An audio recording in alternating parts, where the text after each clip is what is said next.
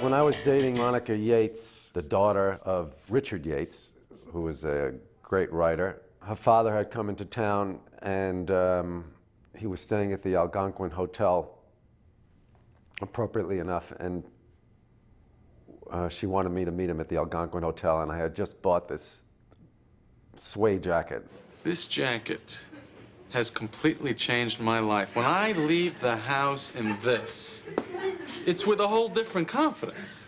Like tonight, I might have been a little nervous, but inside this jacket, I am composed, grounded, secure that I can meet any social challenge. Can I say one thing to you? And I say this with an unblemished record of staunch heterosexuality. Absolutely. It's fabulous. I went with Monica to meet him at the Algonquin Hotel, and we had a drink, and he was every bit as intimidating as Alton Bennis. Which one's supposed to be the funny guy? Ah, he's the comedian. We had a funny guy with us in Korea. Tail gunner. They blew his brains out all over the Pacific. There's nothing funny about that. It started to snow outside, and I had on my suede jacket, and we were going to go from the Algonquin to another place for dinner, and we were going to walk there.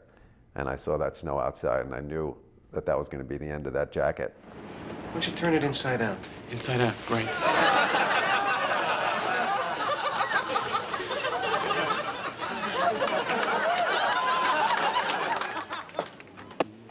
Wait a minute.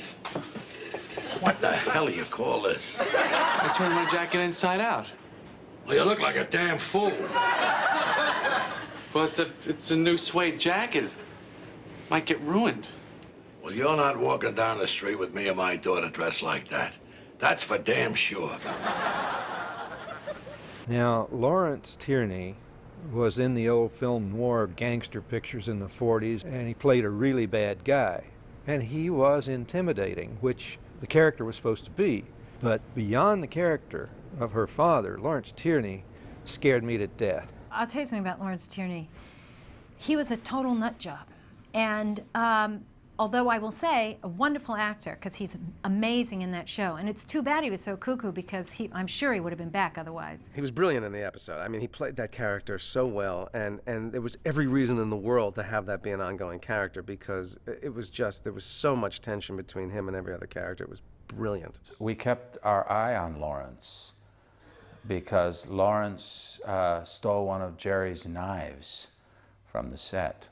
And it was clear that he had taken one of the actual knives from the kitchen part of Jerry's apartment. There was a knife block, and he had this large butcher knife, which I guess he was going to steal. And I wasn't about to ask him for it back.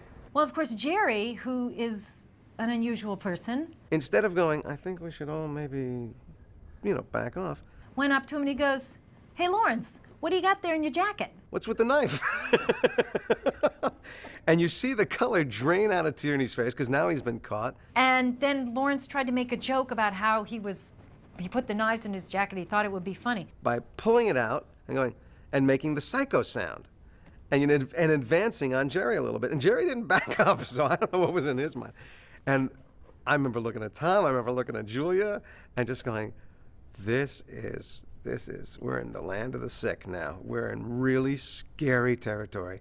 And I'm sure when George said the line, Well, we can't possibly have dinner with him alone. How are we going to get out of it?